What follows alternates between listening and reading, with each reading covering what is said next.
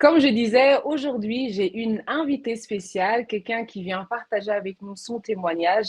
Et vraiment, je crois que son témoignage va vraiment beaucoup te bénir. Moi, personnellement, il m'a béni. J'ai découvert Crescence sur YouTube.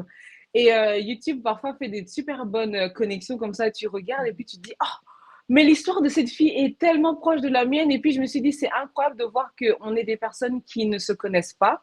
On habite dans deux pays différents, on n'avait aucune idée de qui était l'une l'autre et de voir au fait que il y a beaucoup de similarités dans nos histoires et de voir comment est-ce que le Seigneur a utilisé son histoire pour me bénir moi. Et je me suis dit, je ne pouvais que la faire venir dans ma chaîne YouTube. Parce que si moi j'ai été bénie par son histoire, je crois aussi que tu seras aussi bénie par son histoire.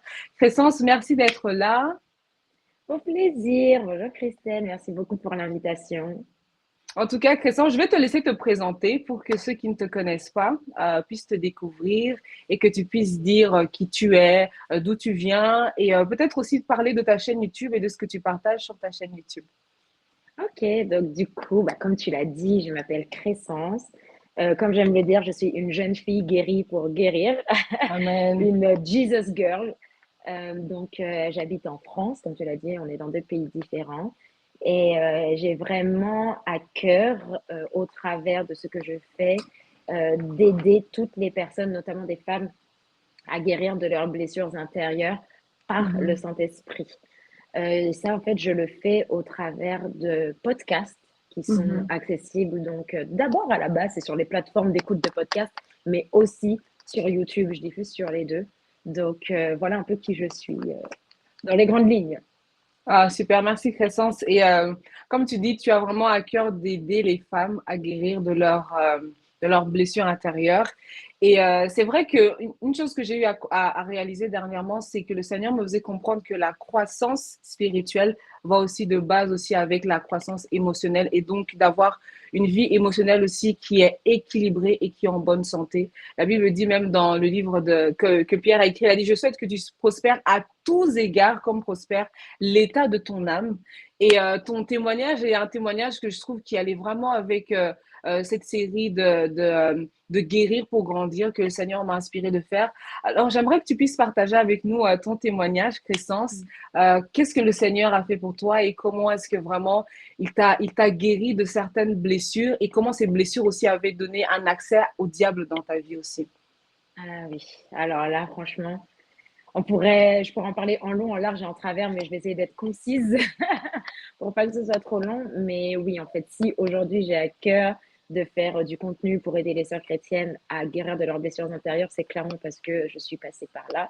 Mhm. Donc j'étais complètement blessée dans mon âme. J'avais l'impression d'avoir toutes les blessures qui pouvaient exister au monde, que ce soit le rejet, l'abandon, Mhm. l'humiliation, la honte, la trahison, l'injustice. J'avais absolument tout. Et Mhm. c'est arrivé, ça a commencé d'abord par le rejet par rapport à un manque d'amour perçu de mon père. Parce qu'en fait, mon Mhm. papa, donc il était assez sévère, strict. J'ai appris longtemps plus tard que s'il était strict et il était particulièrement envers moi, c'était parce qu'il me trouvait trop belle et il voulait pas que dans la vie je m'appuie sur ma beauté. Donc il s'est dit, elle là, il faut que je serre les vis. Avec du recul, tu te dis c'est super mignon, mais quand j'étais enfant, moi je me suis dit, lui c'est une terreur, j'ai super peur de lui, il m'aime pas, donc Mhm. je ne l'aime pas non plus. Donc j'ai grandi avec beaucoup d'amertume envers mon père. J'étais convaincue que mon papa ne m'aimait pas et donc Mhm. forcément ça a créé du rejet en moi. Et donc, à la suite de ça, mon papa, il est décédé, ce qui fait que en fait, j'ai grandi toute ma vie sans père, quoi. Sans Mhm. père et donc sans repère, ça a développé forcément de la dépendance affective. Puisque j'ai pas reçu l'amour de papa, j'allais chercher l'amour chez les garçons. Mais ce qui était Yeah. paradoxal, c'est que je me sentais tellement rejetée que même quand j'étais amoureuse d'un garçon, je voulais pas être en couple avec lui parce que je me suis dit qu'il allait me rejeter. Mais j'étais quand même amoureuse de lui. Donc, Mhm. euh, donc du coup, voilà, que ça a commencé dès le collège. À partir de là, j'ai commencé à avoir la même attitude que la femme samaritaine. Clairement, de mes 10 ans jusqu'à mes 26 ans, j'ai toujours été amoureuse d'un garçon. Il n'y a jamais eu un Mhm. jour dans ma vie ou dans mon cœur, j'avais pas de crush, j'étais pas amoureuse de quelqu'un. Et comme je disais, Mhm. moi, j'étais pas en couple avec eux physiquement, Mhm. mais j'étais en couple avec eux dans ma tête. C'est ça Ok. aussi qui fait la particularité de mon témoignage, parce que Et Dieu, dès j'allais, mon... j'allais Excuse-moi, Christian, de te couper, hein. J'allais te demander si tu pouvais faire monter un peu tes AirPods parce que je pense que ça tapait sur tes boucles Ah d'oreilles. mince, Yeah, mince. Est-ce que c'est mieux ouais, comme ouais. ça? Je pense que c'est Désolée. mieux. Non, pas de souci. D'accord. Mais oui, vas-y, Donc, continue. Donc, tu disais que tu n'as pas eu de la présence de ton père et l'image que tu avais eue, c'était d'un papa qui était très strict. Et donc, du coup, tu avais toujours besoin d'avoir une personne, en fait, et un homme particulièrement dans ton cœur. Mais et c'est ça ouais, que tu disais, ah oui, vas-y, tu peux c'est continuer. ça. Donc, du coup, je disais que par rapport à ça, j'avais toujours un homme dans mon cœur, mais on n'était pas en couple dans la vraie vie, mais on l'était dans ma tête. Et ça a Hmm. particulièrement commencé à partir du collège, où Mhm. en fait, j'étais amoureuse d'un jeune garçon, j'avais 10 ans, hein. J'étais Hmm. amoureuse d'un garçon, mais je l'ai gardé secret et tout. Et il y a une de mes copines qui m'a cramé, en fait, que j'étais amoureuse de lui. Et j'étais tellement honteuse, j'avais trop honte de dire que j'étais amoureuse de lui, que j'ai prétendu que je l'étais pas. Et à partir Hmm. de là, c'était comme si, dès notre jeune âge, elle voulait déjà m'éprouver en mode: ah bon, tu l'aimes pas? Bon, on va voir si tu l'aimes vraiment pas. Et du coup, elle a commencé à le draguer et ils ont fini un peu genre bah, en couple, quoi. Et donc, du coup, À c'était 10 mon ans. premier. À 10 ans au collège. Non, mais c'est incroyable. Franchement, avec du recul, je me dis, on peut pas vivre des histoires comme ça au collège, mais pourtant, c'était C'est carrément mon dingue, cas. hein? Ouais, vraiment. Et donc, du coup, bah, j'étais complexée parce que pour moi, ça voulait dire que je ne plaisais pas aux garçons, que j'avais pas le Hmm. profil qu'il fallait. Et donc, bah, à défaut d'être avec ce garçon dont j'étais amoureuse dans la vraie vie, bah, je m'imaginais tous les soirs à être en couple avec lui, où il se passait, bah, genre, ma vie idéale, quoi. On se faisait des bisous comme Hmm. ça, des câlins comme ça et tout. Et Hmm. sans le savoir, c'est des années plus tard, au moment où je voulais guérir avec le Seigneur, qu'il m'a montré qu'en fait, ça a laissé place à des pensées impures, en fait, Hmm. à l'immoralité sexuelle. Et constamment, en fait, et ça, je l'ai remarqué après avoir donné ma vie au Seigneur, j'avais énormément de pensées impures. Et j'arrivais pas Hmm. trop à savoir d'où ça venait, mais clairement, c'était parce que depuis mes 10 ans, je nourrissais tout le temps des pensées de fantasmes, en fait, à cause des Mhm. garçons. Je vais enlever cette boucle d'oreille parce que je sens qu'elle tape. Ok, pas de souci. Et c'est intéressant de voir au fait que des fois, en fait, on vit des choses, mais quand t'as pas identifié la raison ou la source, tu te poses sur la question, mais pourquoi c'est comme ça? Et ce que Mm, j'aime dans ton histoire, c'est vraiment que tu t'es rendu compte que c'est à cause du fait que du coup, ta copine qui t'a cramé et qui a grillé tes chances et qu'elle, ouais, toi, tu vivais en fait dans un monde imaginaire en vrai. Tu ouais, vivais dans ton clairement. monde à toi avec la personne, imaginant votre vie ensemble. Et Mm. ça nourrit en fait quelque chose en toi et ça a même créé comme une façon de faire les choses qui était genre habituelle et normale. Oui, exactement. Donc, du coup, sans le savoir, donc dès mes 10 ans, j'ai commencé à construire, bah, la Bible appelle ça des forteresses, hein. Donc, j'ai Mm, commencé à vivre dans cette prison mentale de me dire mm, que bah, puisque dans la vraie vie, être en couple avec un garçon, ça n'est pas quelque chose qui peut m'arriver, je vais l'être dans ma tête. Et au début, ça mm, commence toujours de façon mignonne, hein. On habite juste ensemble, on s'en va en vacances ensemble, on a nos enfants. Je suis mm, convaincue, je m'en souviens plus, mais à tous les coups, je devais avoir déjà les prénoms des enfants et tout. Mais mhm, après, vu que nos pensées, elles sont spirituelles et que ça provoque quand même quelque chose dans le monde spirituel, ben, ce genre de pensées, elles ont mm, commencé à se pervertir et à se transformer en scènes impures, en fait, mm, où ça allait plus loin dans la vie de couple. Voilà.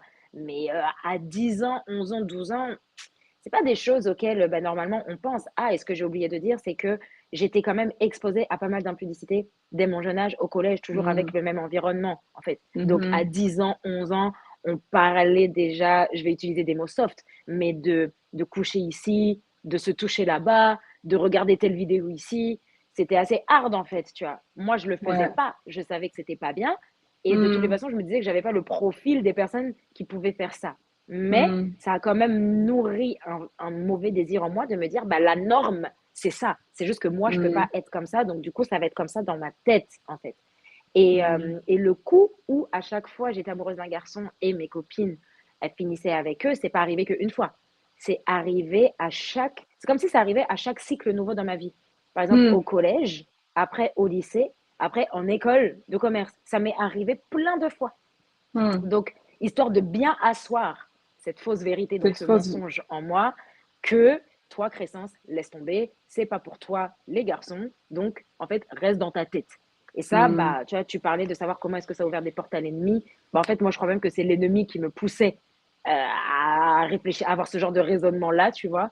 et pour bien m'assujettir, me Mhm. maintenir du coup dans le rejet parce que finalement, tu vois, ce système de pensée, il a commencé par là, le rejet, la dépendance Mhm. affective et tout. Et puis après, pour renvoyer tout ce qui est impudicité, immoralité sexuelle et compagnie, quoi. Donc, et c'est au moment justement où je suis arrivée à Christ après, en arrivant à l'église, je vois que j'ai un crush, enfin qu'il y a un gars que je trouve beau. Et puisque, comme tu le disais tout à l'heure, mon âme, elle a été habituée que dès que tu trouves quelqu'un de mignon, eh bien, tu réfléchis comme ça. Et ben, je commençais Mhm. à être esclave de pensées, de fantasmes, bien que, voilà, j'étais née de nouveau. Et donc, j'étais trop embarrassée, j'étais gênée et tout, je savais pas quoi faire. Et donc, au début, je voulais rentrer dans des guerres spirituelles, des je te taille en pièces au nom de Jésus, tout ça.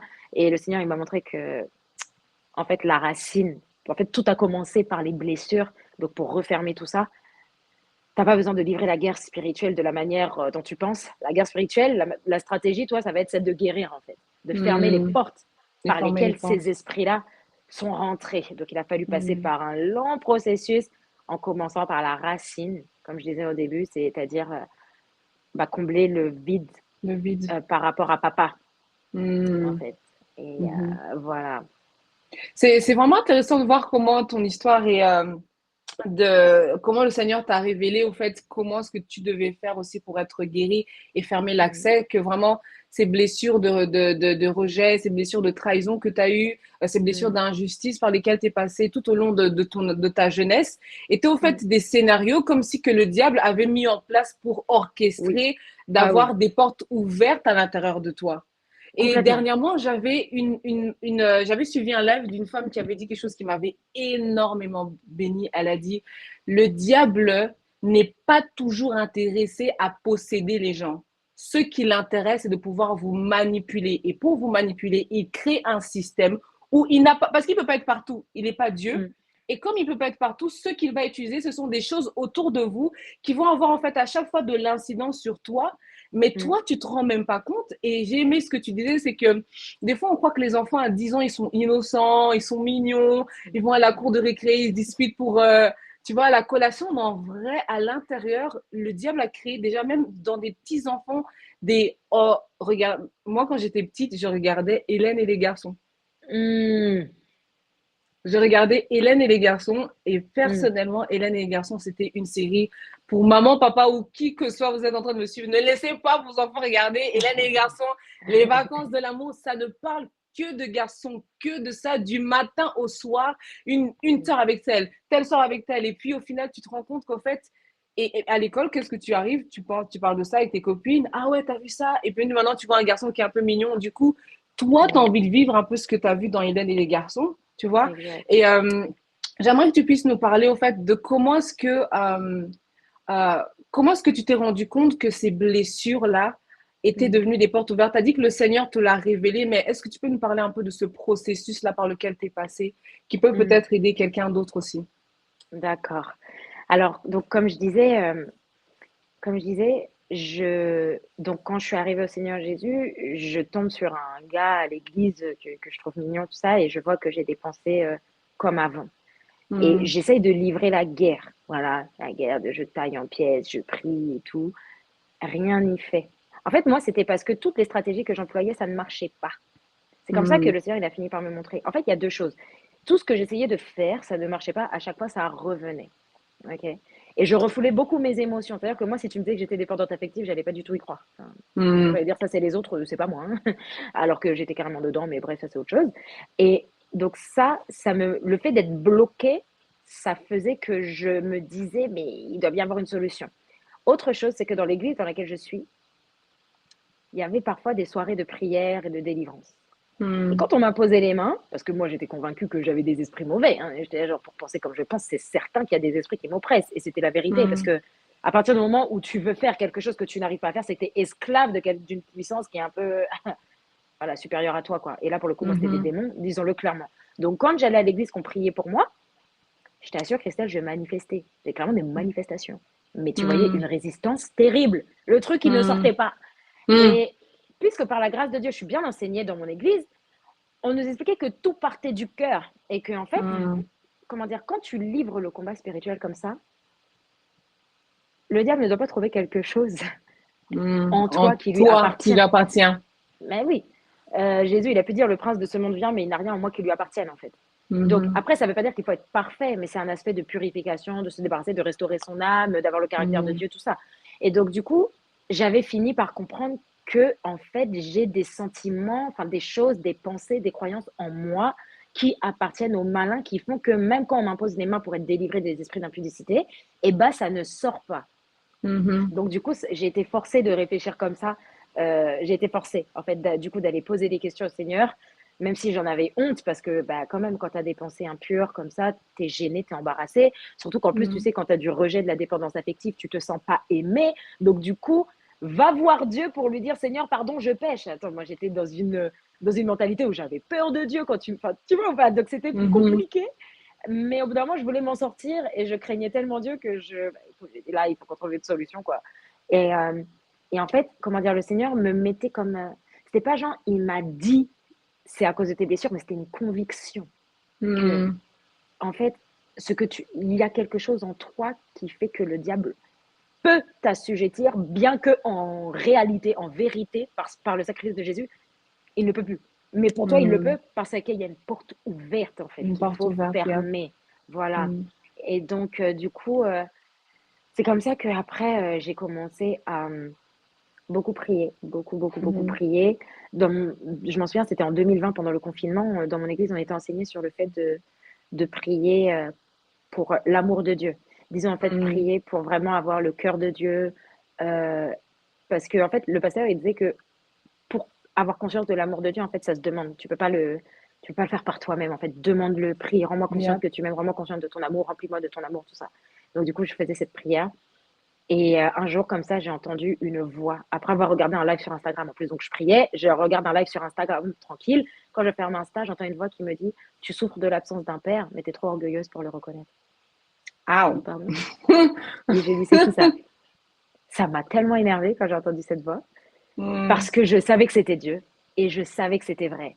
Donc j'ai Mhm. trop boudé quand j'ai entendu cette voix. J'ai dit: Comment ça, je souffre de l'absence de mon père, en fait? C'est faux. Mhm. Et, et en fait, c'était difficile pour moi de guérir du rejet parce qu'en fait, j'avais de la rébellion et du mépris envers mon père. Mhm.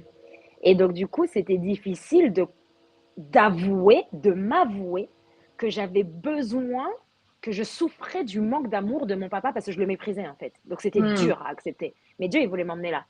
Donc, il a Mhm. dû me faire passer par tout un processus de honorer les autorités et de Mhm. pardonner mon papa. Alors là, ça m'a pris 1 an. Avant même de parler de guérison du rejet, hein, parce qu'en fait, il ne peut pas y avoir de guérison sans pardon. Sans pardon. Yep. Ouais. Et en fait, Mhm. moi, j'avais du mal à voir que j'avais besoin de pardonner à mon père parce que je le méprisais. Donc, en fait, il a dû me Mhm. faire passer par l'honneur, le pardon et ensuite la guérison effective. Ok. Et donc, du coup, bah, c'est un peu ce qui s'est passé. J'ai essayé de dire au Seigneur, mais non, mais c'est bon. Pour moi, j'avais pardonné mon père, hein, c'était bon. Mais en fait, pas du tout. Et Mhm. bon, Dieu étant Dieu, il sait comment faire pour nous humilier, enfin pour nous rendre Mhm. humbles, voilà, pour nous rendre humbles. C'est Et ça. donc du coup, j'ai fini par avouer au Seigneur que ouais, j'aurais aimé que papa il m'aime. Et en fait, Mhm. c'est pour ça que je lui en veux, en fait. C'est parce qu'en fait, tout ce Mhm. que je voulais de papa, c'est qu'il m'aime, mais il était trop dur envers moi. Et Mhm. justement, comme je disais en début d'épisode, c'est le lendemain de cette prière que j'ai une de mes grandes sœurs qui m'appelle de façon random pour me dire, mais tu sais, si papa il était dur envers toi, c'est parce qu'il te trouvait trop belle, en fait, et donc il voulait te préserver. J'étais là genre: «Ah bon?» Enfin, tu vois? Donc c'est comme si le Seigneur, il me disait: «Tu vois, en fait, tu lui en voulais, mais comment dire? La motivation de ton père, Était bonne, était voilà, honorable. voilà, son intention, c'était l'amour. Mhm. Après la manière de faire, voilà, je suis pas née dans une famille Voilà. chrétienne, hein, donc il a fait selon sa culture et même sa mentalité, ça venait peut-être de son entourage. Il a dû voir des femmes qui donnaient leur corps ou qui se vendaient comme Mhm. ça pour réussir dans la vie. Donc même ses croyances, enfin voilà. Donc du coup, dès que du coup j'ai réussi à pardonner mon papa par rapport à ça, mon défunt père, bah là le Seigneur il m'a fait reconnaître que j'étais dépendante affective. Il m'a dit: Mhm. «Avoue que tu es dépendante. Oh avoue!» Parce que j'avais tellement d'orgueil. Non franchement c'était Mhm. chaud. Donc voilà. Je trouve, comment je peux dire ça? La dépendance affective, même je parlais de ça et je me suis rendu compte que c'est vraiment quand tu veux compenser tu veux compenser un manque ou un besoin que tu as par quelqu'un, mais tu sens toujours que ça va pas, mais donc c'est comme si tu as toujours besoin de la personne. Et à un moment donné, tu as parlé même de l'amour de Dieu. Et moi, j'aimerais te poser la question, quelle est la place de la soif et de l'amour de Dieu dans une guérison intérieure, Mm, genre dans quelqu'un qui passe par un problème, comme si, parce que je sais que ça, pour moi, c'est une clé mm, primordiale qu'on ne peut pas négliger quand on veut vraiment guérir de ses blessures, quand on veut vraiment être délivré au fait de certaines oppressions. Parce que une chose que j'ai aussi eu à comprendre, même au travers de ton témoignage, c'est que les pensées impures ont donné l'accès même aussi à des rêves impurs. ah Et oui. ça, c'est une chose aussi qui est importante de savoir. Il y a des gens peut-être qui expérimentent même d'avoir des rapports sexuels avec... Tu travailles le matin, tu sens que tu as eu des rapports sexuels avec quelqu'un, mais la personne n'était pas là physiquement. Mais en fait, Mm, ces démons-là ont accès parce qu'ils voient en toi un accès. Ils voient en toi, oh, cette personne-là, je peux rentrer en elle parce que comme ils voient en lui quelque chose, ils voient en toi quelque chose qui lui donne l'accès de venir. Et comme oui, tu disais, vraiment, ces pensées impures, je sais que ça orchestre aussi même comment on appelle ça aujourd'hui? On appelle ça des maris de nuit ou des femmes de nuit. oui, I mean, ouais. c'est le nom qu'on donne aujourd'hui. Mais moi, je dis vraiment que c'est vraiment des rêves impurs où quand même tu te réveilles, tu as honte, au point où le diable s'est utilisé ça pour te faire croire que n'en parle pas autour de toi. Ah Juste ouais, garde ça ouais, pour toi-même parce que on dit que fuis l'impudicité et quand on parle de l'impudicité, toi, tu te sens sale au fait. c'est Tu te sens clair. tellement sale. Donc, j'aimerais que tu me parles de comment est-ce que, genre, l'amour et la soif de Dieu a eu un rôle important dans ton processus de guérison. Comme tu disais, le Seigneur t'a Mm, révélé ça, mais comment est-ce que cet amour-là t'a aidé même peut-être à ne pas te sentir comme quelque chose va pas bien chez moi ou quelque chose comme ça? mm. Alors, je t'avoue que moi, je me disais quelque chose va pas bien chez moi et j'avais honte. Mais Mhm. malgré ce genre de pensée, j'avais quand même soif. Tu vois ce que je Mm. veux dire? Et en fait, justement, je pense que le rôle de la soif de Dieu, ça te permet de persévérer malgré toutes les voix d'accusation, de honte, de blessure que tu peux avoir. Tu vois ce que je veux dire? Mhm. Et quand on parle de soif de Dieu, on parle, en tout cas moi, hein, je parle d'un désir ardent de vouloir plaire à Dieu en ayant le cœur de Dieu et en faisant le plaisir de Dieu. En fait, c'est-à-dire que quand il me voit, qu'il puisse dire, comme il a dit par rapport à David, hein, voici bah, une femme selon mon cœur, quoi, qui accomplira toutes mes volontés, alors que David, tu vois qu'il était rempli bah, franchement, de fautes. Le David. gars, Mhm. il a pris, il a commis l'adultère, il est allé tuer Uri et tout. Mais ça n'a pas empêché que Dieu dise qu'il était l'homme selon le cœur de Dieu, en fait. Donc moi, Mhm. j'aspirais tellement à être, en fait, à vivre pour le plaisir de Dieu que je me disais, même si je suis découragée, même quand j'entends ces voix d'accusation dans ma tête, je suis convaincue qu'il y a quelque chose que je dois atteindre, en fait. Là, parce qu'en fait, Mhm. quand on a soif de Dieu, bon, moi, c'est comme ça que je l'imagine, mais je me dis, tu vises un objectif. Et tu te dis, cet objectif-là, là, on monte, on le descend, je l'atteindrai. Je sais pas comment. Tu vois, même le comment là, c'est même pas mon problème. C'est juste une ferme résolution que moi, ma vie, quand Dieu va me regarder, il va dire, elle, là, elle m'a glorifié sur la terre. Elle Mhm. ne m'a pas, elle ne s'est pas laissée corrompre en fait. Elle ne m'a pas abandonnée, mais elle a accompli le but pour lequel je l'ai créée et je l'ai envoyée sur la terre en fait. Et donc du coup, moi, je pense que le rôle de la soif de Dieu, déjà, je pense que c'est dans toute la vie chrétienne, hein, mais notamment effectivement dans le processus de guérison intérieure, c'est ce qui te permet de persévérer. Mhm. Et en plus, tout à l'heure, j'étais en train de réfléchir à un prochain épisode de podcast que je vais faire, qui sortira d'ailleurs peut-être en même temps que cet épisode, je ne sais pas. Mais je me disais qu'il y a une différence entre désirer ardemment guérir pour plaire à Dieu et Mhm. désirer ardemment plaire à Dieu pour pouvoir guérir. Mhm. La perspective, elle n'est pas la même, Non, tu vois. non, non. Tu vois ce que je veux dire? Et donc, du coup, il y Exactement. en a qui, en fait, quand du coup tu vas avoir le désir ardent de guérir pour plaire à Dieu, déjà il y a un peu ce Mhm. côté religieux où tu crois que Dieu t'aime pas, donc tu essayes de montrer à Dieu, non, regarde, t'inquiète, je fais ci, je fais ça pour te montrer que regarde, tu peux m'aimer, tu vois. Il y a un Mhm. peu, et puis c'est un peu motivé par la peur, tu vois, dans le sens où il faut que je sois bien pour plaire à Dieu. Alors que quand ton désir, c'est d'abord de plaire à Gloire Dieu à Dieu. sans regarder comment je vais faire. Tu vois, tu regardes Exact. pas d'abord la technique, c'est d'abord une résolution. Et après, en fait, les conséquences, elles viendront par elles-mêmes, en fait. Mhm. Voilà. Mhm. Et Mhm. enfin voilà, c'est vraiment ça. J'avais un truc en tête, mais j'ai oublié ce que je voulais dire. Mais c'est vraiment ça, la perspective, elle est différente. Non, j'ai vraiment beaucoup aimé quand tu as dit c'est différent de chercher ardemment à guérir ou bien de chercher ardemment Dieu. Et je me rappelle, au fait, je pense que oui, j'avais partagé sur ma chaîne YouTube une vidéo qui s'intitule La thérapie avec Jésus. J'ai jamais cherché à faire une thérapie d'abord avec un humain et ensuite Mm, avec Jésus. mm. Mais j'avais développé dans mon cœur un désir de Dieu. En fait, dans mon cœur, je disais à Dieu, je veux t'aimer. Je veux pas juste t'aimer parce que j'ai grandi dans une famille chrétienne. Je veux pas t'aimer parce que je vais à l'église tous les dimanches. Je veux t'aimer parce que tu es mon Dieu et parce que la Bible Mm. dit, on l'aime parce qu'il nous a aimés en premier. Parce que Dieu m'a Amen. aimé. Donc, d'office, moi, je me dis, mais je me dois t'aimer parce que tout ce que tu fais pour moi est tellement beau. Et j'ai fait une conférence où le désir, le thème, c'était une chose que je désire ardemment. Et on a Mm. prié pendant, c'était combien? 24 jours, 21 jours, uniquement demander la soif de Dieu. Il n'y avait pas, Seigneur, Mm. guéris-moi. C'est la seule chose qu'on demandait matin, midi, soir, Seigneur, c'est toi et uniquement toi. Amen. Et à cause de cette soif de Dieu qui était en moi, le Mm. Seigneur a commencé à faire la thérapie en moi. Amen. C'est comme si, au fait, parce que la soif de Dieu, comme je dis, c'est un élément clé dans la guérison, parce que quand tu Mm. cherches Dieu, Dieu dit, OK, parce que tu me cherches, je vais t'enlever toutes les choses à l'intérieur de toi que je ne cautionne pas en toi, mais ça ne veut pas dire que Mm. je ne t'aime pas parce qu'elles sont là. Mais je Mm. veux que tu sois meilleur, et parce que je veux que tu sois meilleur, et que je veux que certaines oppressions que tu as s'arrêtent, je dois te guérir de ça pour que le diable Mm. n'ait pas accès. Alors, c'est là que Amen. j'ai commencé à faire la thérapie avec Jésus et c'est comme si le Seigneur avait pris comme mon cœur et l'a Mm. ouvert. Il a dit, tu vois, ça, rejet là, Mm. regarde ce que ça a amené. Et le Saint-Esprit, Christian, je t'assure, je n'ai pas cherché aucun mot. Les mots s'écrivaient. C'est comme si mon stylo avait pris vie et me faisait écrire, OK. Je pense même que j'avais même noté ça parce que ça, je me Wow. suis jamais rendu compte, j'avais noter différentes choses. Juste pour ajouter à ce que tu dis, parce que je pense que dans ton témoignage, il y a vraiment beaucoup de similarités avec la mienne, parce que moi aussi, c'était l'absence d'un père qui Mm. a cautionné en moi un rejet.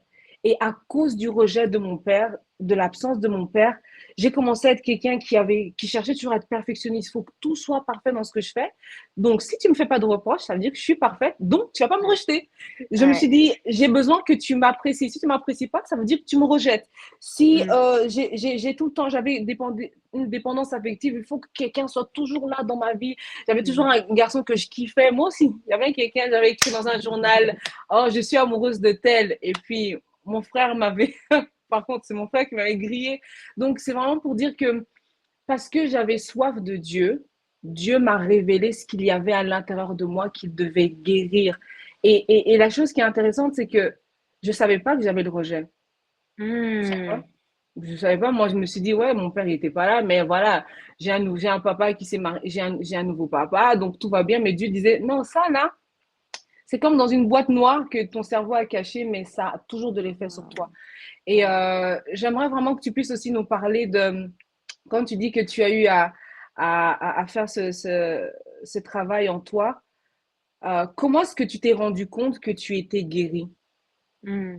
Comment tu t'es rendu compte, toi, du coup, après avoir eu à faire ton temps avec Dieu, avoir eu ce temps que le Seigneur t'a fait, comment tu te rends compte que tu es guéri quand une blessure de l'absence d'un père est quand même assez forte? Comment tu vois Mm. que là, maintenant, le Seigneur m'a vraiment guéri? Quels seraient Mm. tes éléments que tu pourrais donner à quelqu'un? Moi, c'est comme ça que j'ai vu que j'avais été vraiment guérie. Mm. Ok. Bah, déjà, pour répondre à la question, je dirais qu'il faut comprendre vraiment c'est quoi être blessé pour mieux comprendre comment savoir comment t'es guéri. Je m'explique. Mm. En gros, tu vois, là, on a parlé de l'absence de notre père, donc ça, c'est une expérience et ça a fait laisser rentrer en nous, voilà, le rejet. Mais le truc avec les blessures, c'est que ça vient nous coller une fausse identité. Mm. En fait, les blessures, avant d'être une question d'émotion, de je me sens triste, j'ai besoin d'amour, je veux des sensations, c'est d'abord une question de qu'est-ce que je crois de moi. Mm. Ok. C'est d'abord une question de, bah, quand tu as du rejet, c'est personne ne m'aime, je sers à rien, j'existe pour rien, il n'y a rien de bon en moi. Tu vois, ça a laissé plein de fausses croyances par rapport à moi, en fait, à la manière dont je me percevais. Donc, Mhm. comment est-ce que je savais que j'étais guérie? J'ai envie de dire, c'était quand je ne croyais plus ces choses-là à mon propos, tu vois. Mm. Ce que le Seigneur a fait après qu'il m'ait fait passer par le processus de pardon de mon papa, c'était de me pousser à la redécouverte de qui est Crescence, de Mm. pourquoi il m'a créé, pourquoi j'existe, pourquoi je suis sur la terre. Ensuite, il y a quoi en moi? Qu'est-ce qui fait que moi, je suis moi et pas comme quelqu'un d'autre? pourquoi j'ai cette personnalité-là? Pourquoi, déjà, c'est quoi ma destinée? C'est quoi les dons, les talents que le Seigneur a mis en moi? En fait, tout ça combiné là, ça permet de découvrir qui tu es individuellement. Donc, du coup, naturellement, ça te permet d'avoir une bonne, enfin, comment dire, ce que tu crois de toi-même, ça change en fait. Mm. Et c'est comme ça que j'ai su. Et comment dire, les pensées, ça a une influence sur nos émotions et ensuite sur nos actions. Donc, Mm. quand on est rejeté et qu'on se sent triste, parfois on s'arrête à l'émotion, mais en fait, c'est d'abord précédé d'une mauvaise pensée qu'on a sur nous, en fait. Donc, le problème, il se traite à ce niveau-là. Et c'est d'ailleurs pour ça que le Seigneur, il nous parle de demeurer dans la parole, que c'est la parole de Dieu qui libère, c'est la parole de Dieu qui guérit et tout, parce que la parole nous dit, enfin, oui, la parole nous dit, par le Saint-Esprit aussi, qui est-ce que nous sommes Mm. devenus de par notre nouvelle naissance, en fait. Et donc, du coup, comment est-ce que j'ai su que j'étais guérie? C'est quand j'ai vu que je ne pensais plus ces choses négatives à mon propre propos. Mais honnêtement, Dieu m'a énormément aidée. Et par Mm. rapport au rejet, il l'a fait de, on va dire, allez, je vais dire trois manières. Trois manières. La première, c'était d'abord, déjà avant, quand j'essayais de faire le combat spirituel, je méditais à fond sur l'œuvre de la croix. Parce que quelqu'un qui se sent rejeté, il ne se sent pas aimé. Dieu dit qu'il a manifesté son amour pour nous à la croix. Ça veut dire que sur la croix, il y a Mm. la réponse à mes besoins. Sauf que quand je méditais la croix, je comprenais la sagesse de Dieu, la puissance de Dieu, la volonté de Dieu, la souveraineté de Dieu, mais pas l'amour de Dieu. Mais c'était mon cœur qui en voulait à mon père, qui faisait comme un blocage et un barrage à la réception de cette vérité. Ok. Mm. Ensuite, après ça, le Seigneur, il m'a refait méditer sur la nouvelle création. C'est genre, parce que il y a beaucoup de personnes qui pensent que quand Jésus il est venu mourir à la croix, il est juste venu faire quelque chose pour nous. En fait, il est venu faire quelque chose de nous, tu vois. Mm. Il est venu faire quelque chose pour nous, pour qu'on devienne quelqu'un de nouveau, en fait. C'est pour ça qu'on parle de naître Mhm. de nouveau et de nouvelles créatures. Donc, du coup, ce que j'ai fait, c'était découvrir, mais c'est quoi même cette nouvelle créature? C'est qui, en fait? Parce que je le suis, mais en fait, je sais pas qui c'est. Donc, je suis partie à cette découverte-là. Et pendant ce moment-là, je priais énormément en langue. Parce que j'avais atteint un stade où je savais plus quoi dire dans mes prières, donc je priais grave en langue. Et j'ai eu la conviction que je devais célébrer mon anniversaire. Mm. Or, pour moi, mon anniversaire, c'était mort. Enfin, je sais pas.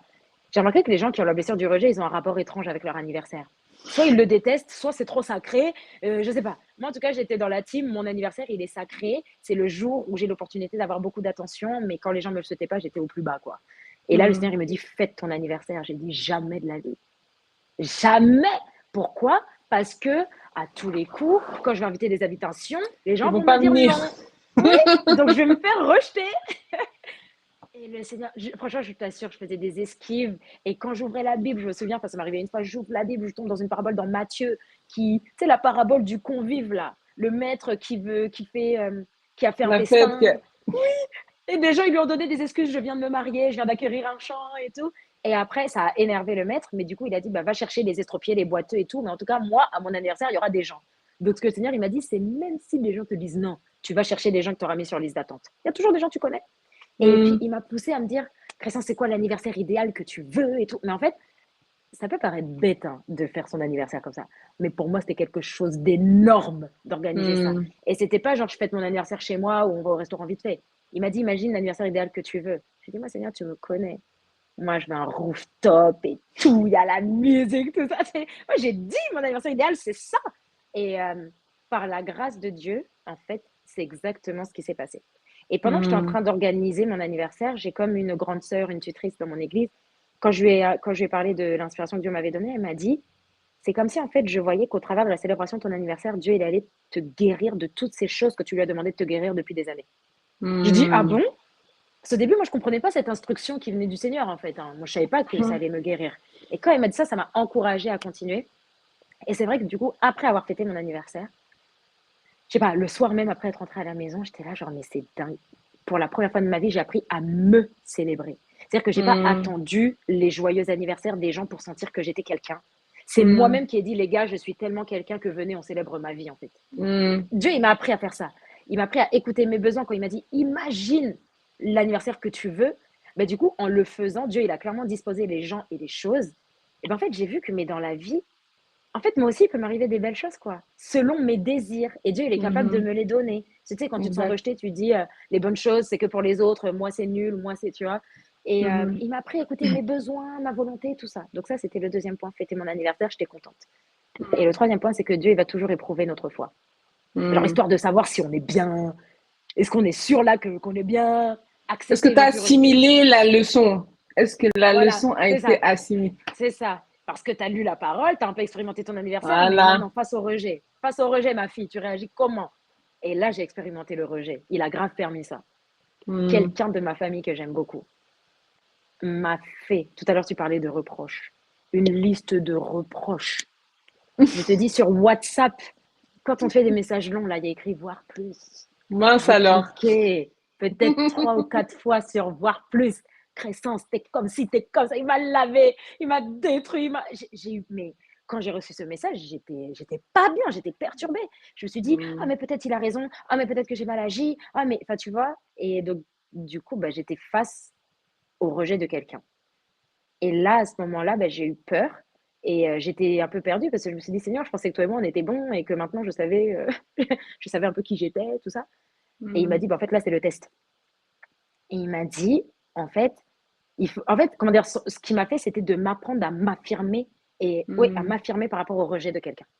Et ce Hmm. que le Seigneur m'a fait comprendre, c'est que, bah, tu vois, tout ce que je t'ai appris au travers de la croix, du mystère de la nouvelle création, ton anniversaire, en fait, bah, maintenant, agis comme quelqu'un qui n'est pas rejeté. Pourquoi? Parce que avant, Hmm. quand tu étais rejeté, c'était comme si, bah, en fait, tu étais vraiment livré à toi-même et tu étais vraiment rejeté. Tu ne me connaissais pas, tu n'étais pas né de nouveau, je t'avais rejeté du royaume de Dieu. Euh, donc, du coup, quand les hommes te rejetaient, tu n'avais pas de backup. C'est comme si quelqu'un te pousse, tu tombes par terre, tu t'éclates le dos au sol, tu es blessé, quoi. Tu vois. Hmm. Mais là, il me dit maintenant que tu es en Christ. La Bible dit que déjà, on était transféré du royaume des ténèbres au royaume du Fils de son amour. Et qu'en Hmm. plus, on est caché avec Christ en Dieu. Hmm. Donc, ça veut dire que ma nouvelle nature en tant qu'enfant de Dieu, déjà, elle n'est pas rejetée, mais elle est acceptée, parce que je suis de nouveau acceptée dans le royaume des cieux, ça c'est un. Mais Hmm. en plus, du coup, ça fait que si un être humain vient me rejeter ou me pousser, si je reprends cet exemple, ben, je vais tomber dans les mains de Dieu, en fait. Je vais tomber dans les bras de Hmm. Dieu. Donc, je ne vais pas me casser la figure. Hmm. Et donc, du coup, ce que le Seigneur il m'a dit, c'est, bah, tu sais quoi, face aux reproches de cette personne, réponds comme quelqu'un qui n'est pas rejeté. Qu'est-ce que toi tu crois? Est-ce que tu es d'accord avec ce que cette personne t'a dit, oui ou non? Donc, Hmm. n'aie plus peur et ose t'affirmer. Donc, c'est ce que Hmm. j'ai fait avec larmes. J'ai répondu comment j'étais pas d'accord, tout ça. Enfin voilà, j'ai répondu en fait un message normal, Hmm. mais avec beaucoup de larmes. Et après coup, j'étais là, genre, bah, il n'y avait pas mort d'homme en fait. Tranquille. Et puis, au pire, c'est pas lui qui m'a créé. Donc, même s'il me fait tous C'est les ça. reproches de la terre, la vie qui compte le plus, c'est le tien, Seigneur. Tu C'est vois? ça. Et donc, c'est comme ça, après, chemin faisant, que j'ai vu que je m'affirmais de plus en plus, que je m'acceptais moi-même de plus en plus et que j'arrivais à m'accepter par rapport à ce que, bah, à ma relation avec Dieu, avec ce que Dieu disait de moi. Donc, c'est tout Hmm. ça qui a fait que j'ai commencé à constater que j'étais guérie du rejet.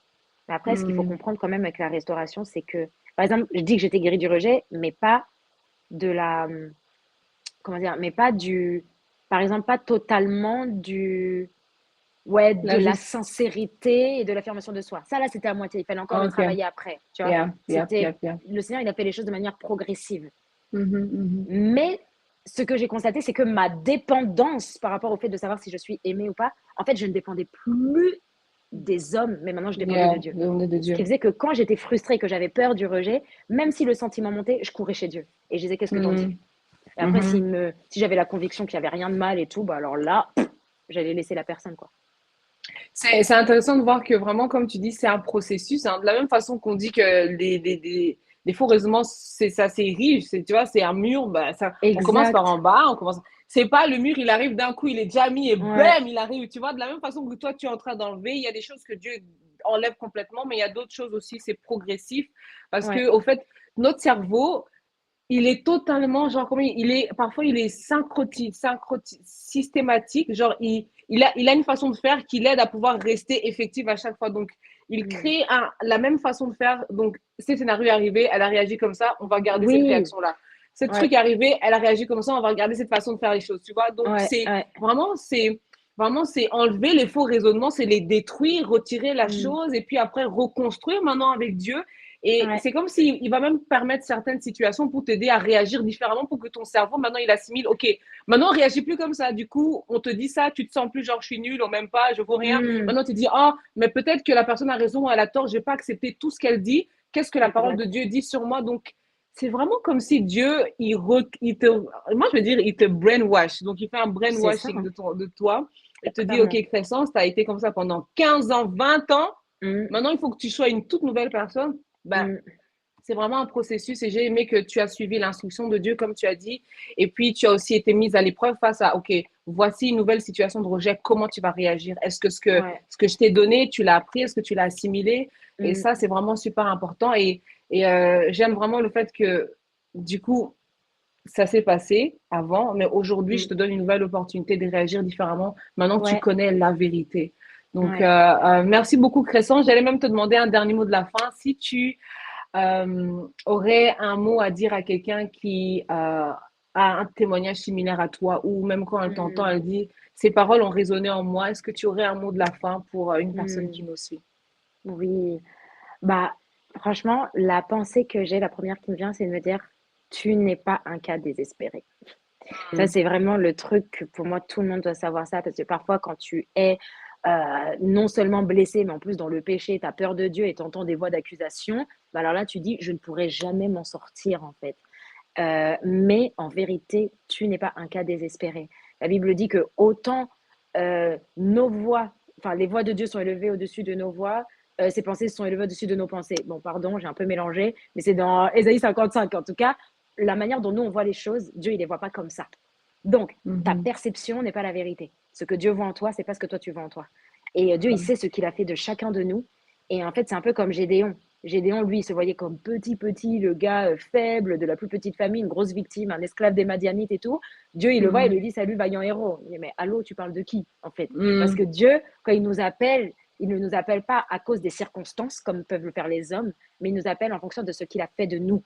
Et donc, même s'il nous voit en train de galérer, même s'il te voit en train de crouler, de te noyer, Dieu, en fait, il sait ce qu'il a fait de toi. Donc, ton potentiel, il le connaît. Tu n'es pas un cas désespéré. Donc, puisque tu n'es pas un cas désespéré, développe vraiment ta soif de Dieu, comme on disait. Parce qu'en fait, c'est mhm, l'ingrédient de base. C'est l'ingrédient de base. mhm, Comme tu l'as très bien dit par rapport à ton propre témoignage, tout le reste a suivi. mhm, Que tu développes ce désir ardent, même malgré les difficultés, de vouloir plaire à Dieu, parce que Dieu, il a dit de chercher premièrement le royaume et sa justice. mhm, Et toutes ces choses nous seront données par-dessus. Et il y a un autre passage que mon pasteur il aime beaucoup utiliser, mais qui est vrai. Daniel et ses amis, là, quand ils étaient chez le roi, là, et qui ne mhm, voulait pas manger les mets du roi, en fait, c'est écrit que Daniel a résolu dans son cœur de ne pas manger mhm, les mets du roi. Et le verset d'après, c'est dit que Dieu a fait trouver grâce aux yeux de Daniel auprès de l'intendant. Donc, en fait, quand tu mhm, prends une ferme résolution, et en l'occurrence, là, la résolution, c'est ma vie, elle va consister à plaire à Dieu. La grâce de Dieu, elle va te suivre. C'est-à-dire qu'elle va t'emmener à mhm, destination. Ne te prends pas la tête sur comment est-ce que cela se fera-t-il. Toi, par exemple, typiquement, tu faisais des dictées par le Saint-Esprit, quoi. Enfin, thérapie mhm. avec le Seigneur. Il t'a pris, il t'a emmené, alors que c'est même pas ce que tu as demandé. Donc, développe ta soif de Dieu. Et comme il a dit, des fleuves d'eau vive couleront de ton sein. Voilà, c'est des fleuves, ça va venir enlever toutes les impuretés dans ton cœur, tout ça. Et Mhm. naturellement, c'est que le caractère de Christ qui va sortir. Donc, c'est peut-être intangible et pas concret ce que j'ai dit. Non, C'est c'était pas des très conseils clair. pratiques. Mais franchement, pour moi, c'est deux essentiels. Il y a deux essentiels. Et merci beaucoup, Crescence. Au plaisir. Merci à celles et ceux qui sont encore en train de suivre cette interview avec Crescence. Si vous voulez retrouver Crescence, je mettrai en lien description sa chaîne YouTube. Et Crescence a lancé une formation que j'ai trouvée super intéressante. Moi, j'ai sign up direct. Moi, j'ai dit à moi, ça. Et on connaît jamais assez. On n'a jamais assez. Et c'est vraiment une formation qui s'appelle Agapao 101 et qui vous aide vraiment à comprendre et à vivre dans l'amour de Christ. Mm, Sincèrement, une personne qui a vécu le rejet, l'abandon ou l'injustice, parfois, elle a du mal à bien comprendre l'amour de Christ parce que, au fait, les hommes nous donnent le reflet de Dieu, parfois même, et surtout nos parents. Et quand tu vis dans une situation où tu as l'impression que tes parents ne t'aiment pas, tu peux même croire que Dieu t'aime pas, même si on te dit Jésus t'aime, il est mort pour toi, toi, dans ta tête, tu dis ah ouais, Jésus m'aime. Mais en vrai, la seule image d'un père qui t'a aimé, c'est ton père. Et si ton père n'a pas mm, été the best, ben, mm, tu peux associer même l'amour de Dieu à l'amour ou même à l'image de ton père. Et moi, j'ai trouvé vraiment que cette formation est super intéressante. Donc, je mettrai aussi mm.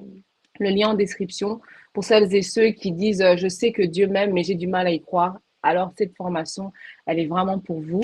Et Mm. Crescence, merci d'avoir accepté de venir. Je crois que ce sera Mm. peut-être pas la dernière fois qu'on aura partagé sur un thème comme celui-ci. Amen. Vraiment, merci pour ta disponibilité et que le Seigneur te bénisse. Moi, j'aimerais finir en priant. Je crois que aussi on terminera par la prière, ce serait bien. Mhm. Je vais juste te laisser prier pour celles et ceux qui nous suivent là. Amen, amen. Seigneur, merci pour cet échange. Merci, Seigneur, pour ce moment que tu nous as permis d'avoir, pas seulement avec Christelle et avec moi, mais aussi avec toute personne qui nous écoute. Seigneur, nous voulons te dire merci parce que nous croyons qu'à l'écoute de cet épisode, il y a des révélations qui ont eu lieu dans les cœurs de certains, Père. Et nous voulons élever la voix pour cette personne qui nous écoute et qui nous regarde.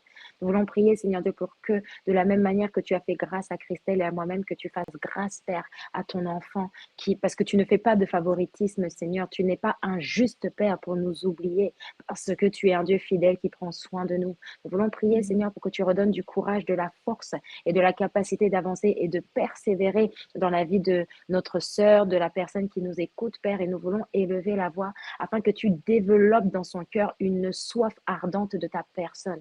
Jésus a dit, si quelqu'un a soif, qu'il vienne. Mais nous croyons que la personne qui développe en nous la soif de Dieu, c'est toi. Alors, Seigneur, à toi qui es capable d'incliner les cœurs de tout un chacun partout où tu veux, Père, que tu mettes dans le cœur de cette personne qui nous écoute une soif ardente de te plaire, un désir ardent de vivre une vie qui t'est agréable, que tu mettes, Père, en cette personne le vouloir et le faire selon ton bon plaisir, afin que par la suite, elle puisse placer sa communion avec toi en priorité et naturellement, comme tu le dis dans la parole, toutes ces choses nous seront données par-dessus. Tu es véritablement, Seigneur, celui qui délivre. Tu es véritablement, Seigneur, celui qui guérit. Tu es véritablement le thérapeute des thérapeutes, le psychologue des psychologues, Père. Et nous voulons prier, Père, pour que tu le prouves dans la vie de cette personne qui est en train de nous écouter. Père, que toutes les voix d'accusation que cette personne entend se taisent dans le nom de Jésus. Et nous voulons faire l'aspersion du sang sur cette personne, du sommet de sa tête jusqu'à la plante de ses pieds. Père, que tu allumes la lumière, Seigneur, à l'intérieur d'elle, parce que la Bible dit que dans ta parole, il y a la lumière et que c'est par ta parole, Seigneur Dieu, qu'on est véritablement affranchi. Merci, Seigneur Dieu, de ce que tu nous emmènes dans une gloire supérieure et merci, Père, de ce que tu nous emmènes dans une dimension de maturité spirituelle uniquement au moyen de ton esprit. C'est dans le nom de Jésus que nous t'avons ainsi prié et nous disons Amen. Amen. Amen. Amen. Merci beaucoup, Amen. Crescence. Et Au on se plaisir. retrouve les autres pour une autre vidéo la semaine prochaine sur la série Guérir pour grandir. Bye bye. Bye.